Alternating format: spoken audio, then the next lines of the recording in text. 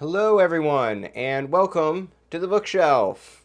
That's right, it's happening. It's a bookshelf tour. A lot of people have been asking for a bookshelf tour for a long time, basically since I started this channel. But I've been putting it off. I've been putting off doing it for a lot of different reasons. Mainly bad ones, not good ones. But I do like to make videos that I'm excited to make and videos that I am looking forward to doing in some sense or in some way. And a bookshelf tour was just never one of those things.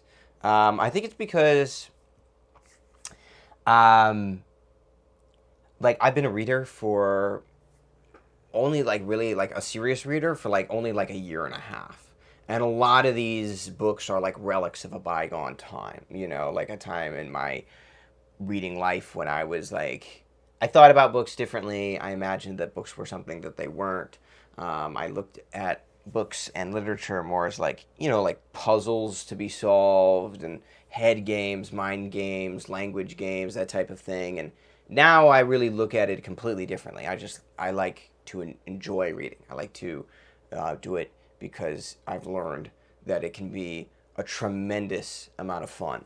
And it doesn't have to be a homework assignment or something like that, or like a workout or something like that. It can be just something that you do because you enjoy doing it. And so anyway, there are a lot of books on this shelf that come from that bygone time of looking at literature and books differently. And I guess I just don't. Some books I pick up and I'm like, oh my gosh, I love this book. I want to talk all day about this book. And then other books I pick up and I'm like, it like drains the energy out of me. And I'm like, oh God, I don't want to do this. So I filmed a bookshelf tour a little while ago, like 2 weeks ago. And I was going to call it the worst bookshelf tour on BookTube or on YouTube or whatever as a joke. Because as I was filming it, I was like, this is a disaster. But I'll probably post it anyway. But then when I looked over the footage, I was like, no, it's such a disaster that I don't even want to post it. So I didn't.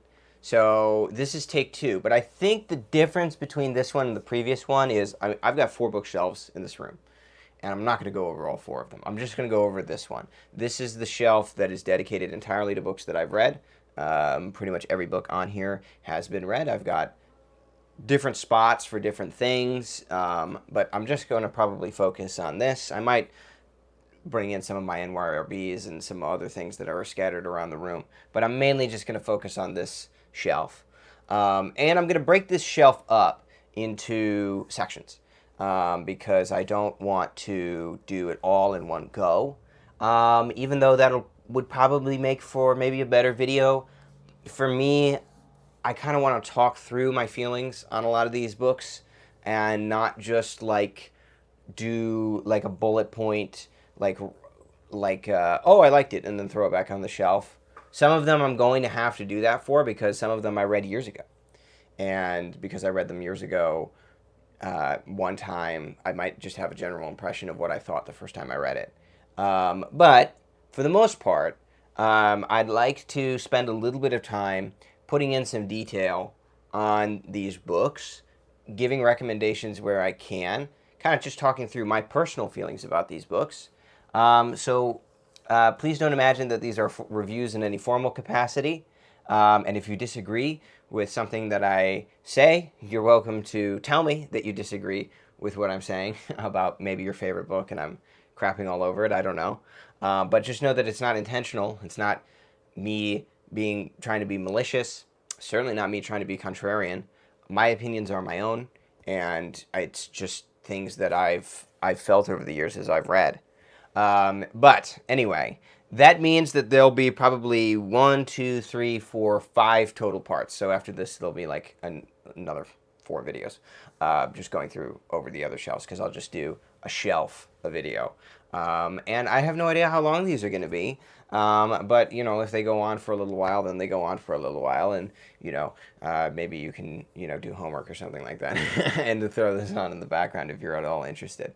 But anyway, we'll start over here at the end. I won't pull this one off the shelf, but this is my box set of the Iliad, the Odyssey, and the Aeneid in the Penguin Classics Deluxe Edition, which are very nice. And the Fagles translation is awesome. It is probably the most popular one. I think it's the one that ends up in schools a lot.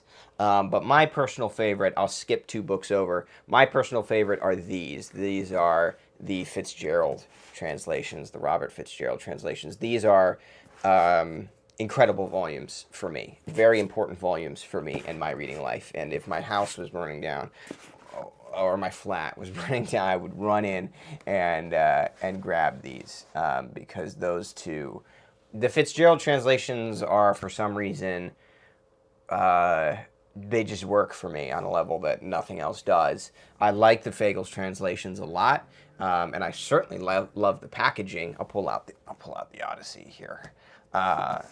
They're very nice with the deckled edges and the French flaps, and they've all got introductions by Bernard Knox, and they're just really good. They're just awesome. But there is something about the language that Robert Fitzgerald uses in his translation. There's something about maybe the cadence of it. I don't know really what it is that works for me. Maybe it's just the fact that it was the first translation that I read, but it is the translation that I love. And I would love to do a comparison between the two right now, but that would be a little bit too self-indulgent. So we'll move on. But all of those are recommends from me, obviously. I really like this box set, although I think it's hard to get your hands on now, but you can easily get each individual volume.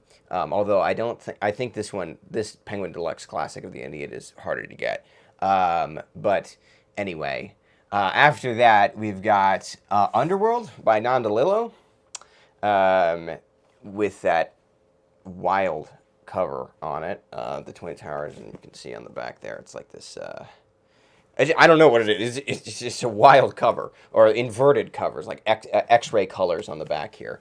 Don DeLillo is interesting. I certainly don't love him, and I certainly don't love Underworld, but I thought it was good. I remember reading it, yeah, I remember where I was reading it too. But there were certain things about it that I really loved, and then certain things about it that I didn't think he was really putting that much effort into. So he clearly wanted to write a big book when he was set out to write Underworld, which is fine. But I do think that it shows that there is a bit of his attention sort of lags at certain moments and on certain plot points in the book, and then all of a sudden he's like dialed in on some pages and he's not on others. But anyway, overall, I think it's very interesting. It's very American. If you're looking for like an all-American kind of book, it is certainly worth at least dipping a toe into. Then we've got Kafka, The Trial. I love Kafka. I love The Trial. I love the Schocken book collection of Kafka. I would love to read Kafka's diaries that they put out. I saw that in a Barnes & Noble, and it was like $40, or it might have even been more than that, so I didn't get it, but I was flicking through it, and even in just flicking through it, I was like, God, these are so cool. So I'm a huge Kafka fan, and I think that basically everything that Kafka wrote is worth reading. Maybe you won't love all of it, but everything that I've ever read has been just mind-blowing. I mean, to me, just mind-blowing. And I think he's great. So the Trial is definitely a recommend from me. And then we've got Clarice Lispector. This is the just stunning edition of her collected short stories by New Directions. They always put out these amazing editions of her work in under the leadership of Benjamin Moser. I don't think he translated these, but he did give an introduction, which was really nice to this collection. Maybe he did translate them. I don't know. But this is basically like all of her short stories, or at least most of them. I don't know what percentage, but it's like multiple collections of hers short stories over the years. And I will tell you from personal experience, after reading all of them, that some of them work and some of them don't.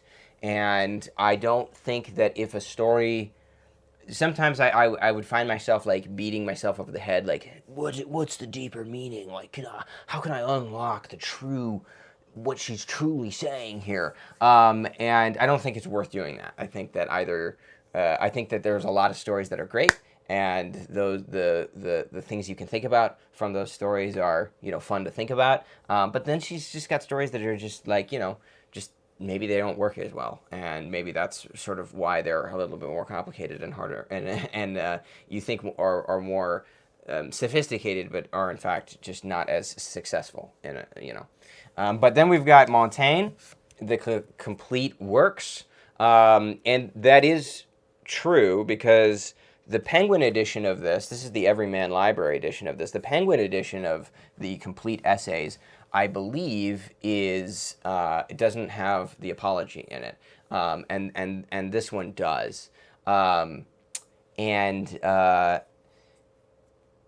this is the Donald M. Frame translation, which is really good. So that was good because I actually had COVID, and I was reading that in a hotel room. And I felt very cool, but I didn't even finish it because I was like, I felt so terrible. But yeah, it was fun, and Montaigne is obviously a recommend. Although here, let me grab this. This is Shakespeare's Montaigne by NYRB with a introduction by Stephen Greenblatt.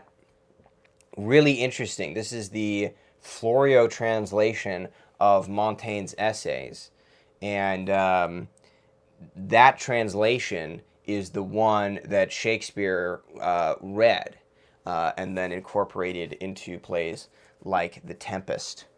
So really interesting to have this, and it's sort of like the convergence of three really interesting people: Montaigne, who obviously wrote the essays; Shakespeare, who obviously used the essays in some capacity, was inspired by the essays in some capacity, and then Florio, who made this really, really interesting translation of, as you can tell, just a selection of the essays, but it's really fun and really cool to read. So that is a piece of Montaigne paraphernalia that I would recommend. And then we actually have a couple of books that I've talked about on this channel. Here's All the King's Men. I have a reading vlog of this. I very much liked it. I was very much moved by it. Then we've got Ivanhoe, a book that I thought was great as well. And then we've got The Monk, which I enjoyed reading a lot, and I have a reading vlog of that one as well. And then we've got Longus, Daphnness and Chloe. This is a very interesting book. This is an ancient Greek novel. We don't have many of them. I believe that there's a collection that has like 6 of them in it, and this is one of them. And it's fascinating. It's super interesting. It's ekphrastic, meaning a lot of it is based on a description of some painting that then, the author or the narrator then elaborates on and creates this story out of. It's very interesting. There's so many things about it that I could say, but I would say that it's probably best to go into it a little bit blind. So if you're interested, obviously it's extremely short, so you wouldn't be spending a lot of time with it if you didn't like it.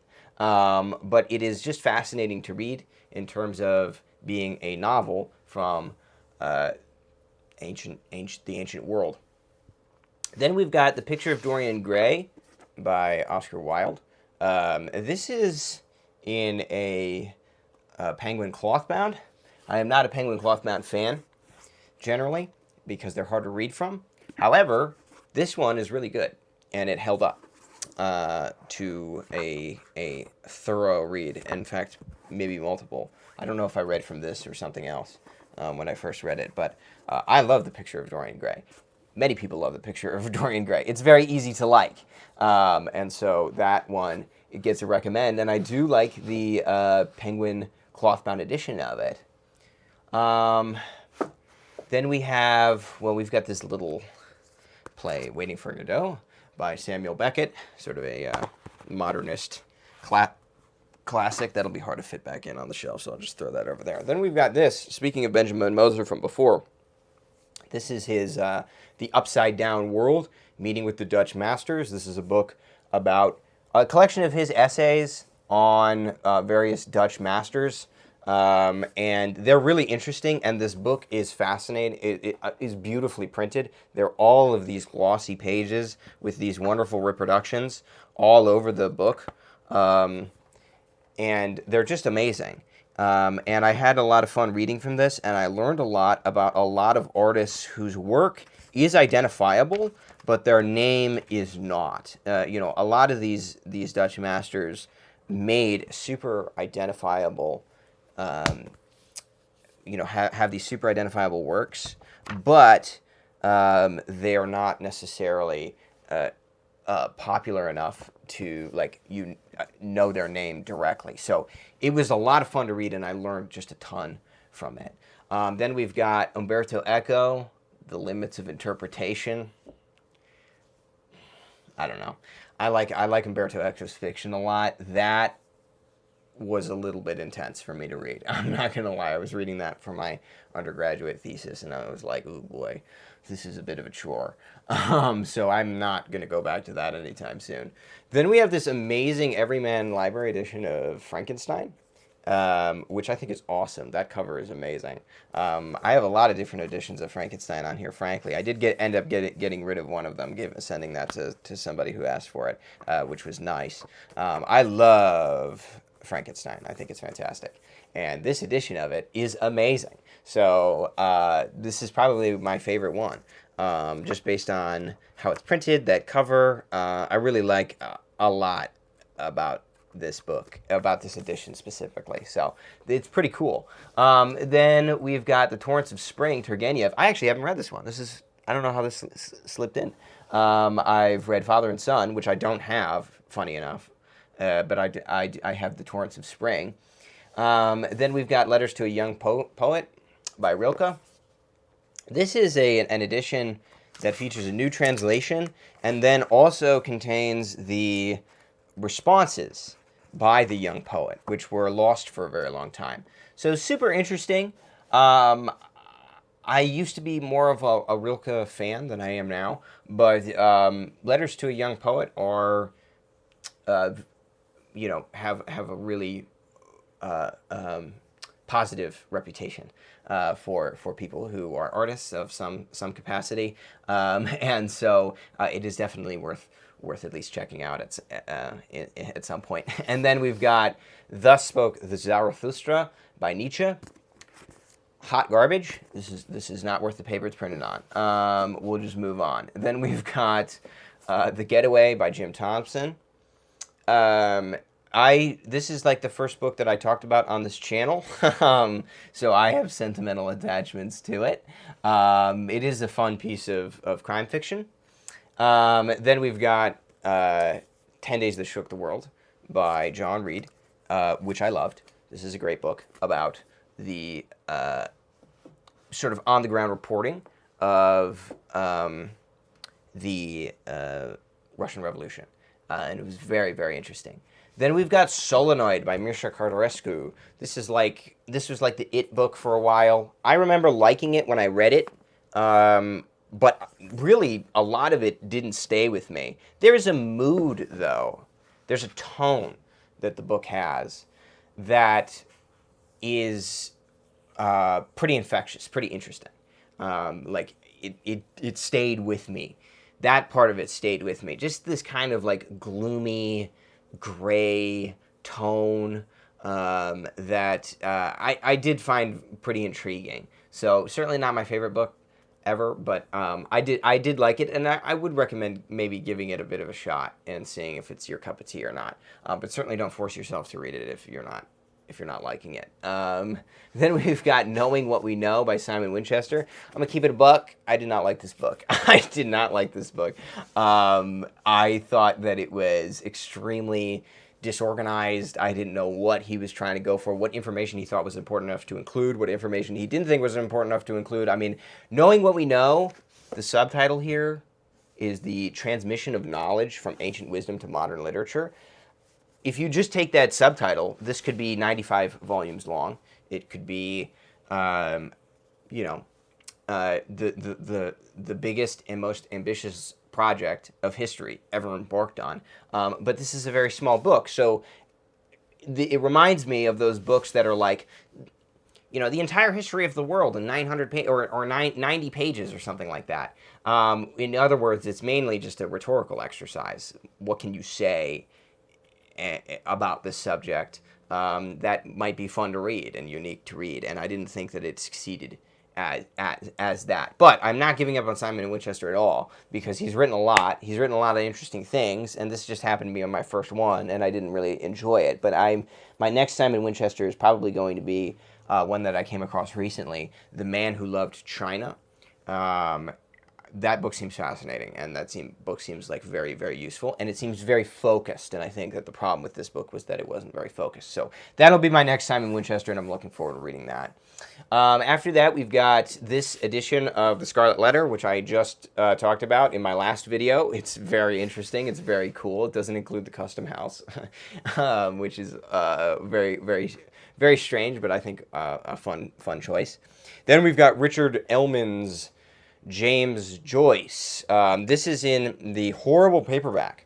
This paperback sucks. It's garbage, and it's impossible to read from, and it'll fall apart on you. So if you're interested in reading Ellmann's Joyce, I would recommend trying to track down the hardcover, which is very hard to do, but it is worth it, because this thing is not printed well at all. We just got a book about this book, Zachary Leader's new book, called Ellmann's Joyce. So it's a biography of James Joyce, which is very funny.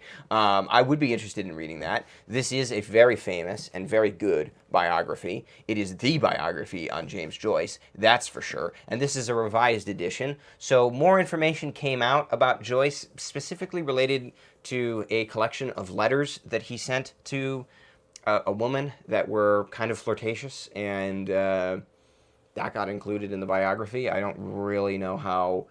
I don't know how much that revision affects the biography overall, because that's the only one that I've read. I have only read the revised edition. I have not read the original. But there you go. There was a revision of it, and there was more information that was added to it.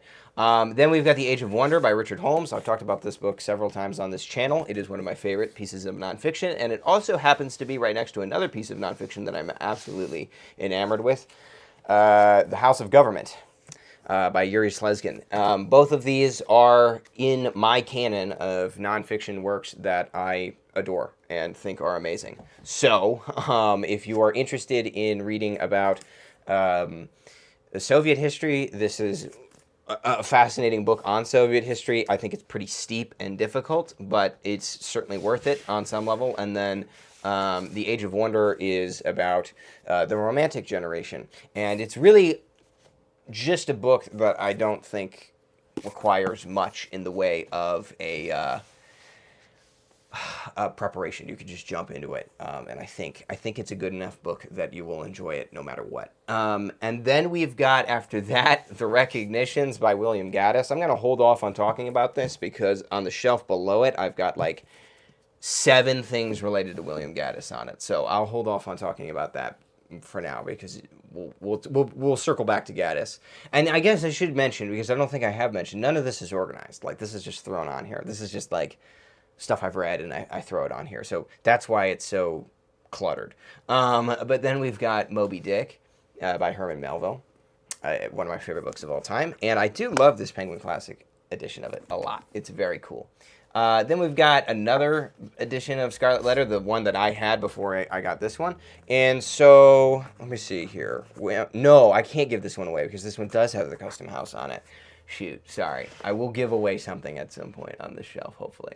Then we've got Albrecht Dürer. This is a biography of him by Reaction Books. This is part of their Renaissance Lives series, and it's awesome. I have another one here for Erasmus. Part of my Erasmus collection. But these books are a treat. They're so nicely printed. They're so wonderful. They're just so nice to hold and read from. And they're biographies of Renaissance figures, although they're pretty liberal with what they consider to be a Renaissance figure, just in terms of timeline. Some of them are not Renaissance figures, or not. They aren't necessarily people who lived in the Renaissance, but I appreciate biographies of them nevertheless.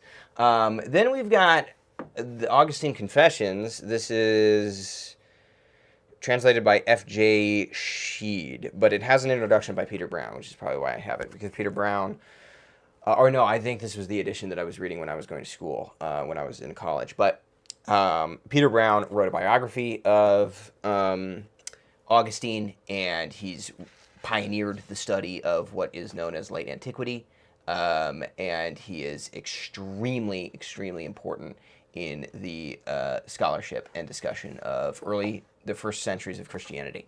Then we've got Lenin's Tomb by David Rebnick. I've also talked about this book on this channel. It is his reporting on the fall of the Soviet Union. So these two books make nice bookends on the Soviet Union, kind of where it started and how it ended, in the words of a reporter who was on the ground at the time. I've seen the hardcover version of this before, and I got to say, I like the paperback a lot because it's small. It's about the size of a Penguin Classic, and I don't know. It's nicely printed, and for some reason, because it's a piece of journalism, it's nice to have it in a smaller size. Like it's more like on the go, if you know what I mean. Then we've got The Flamingo's Smile by Stephen Jay Gould. Another book that I've talked about on this channel a lot. I love it. I'll talk more about Stephen Jay Gould in a bit because I have more of him on the shelf. But this is a collection of his various articles that he's written over the years, and they're awesome. They're a treat. They're wonderful to read in the world of natural history. Then we've got The Human Stain by Philip Roth. I remember really liking this, actually, when I first read it.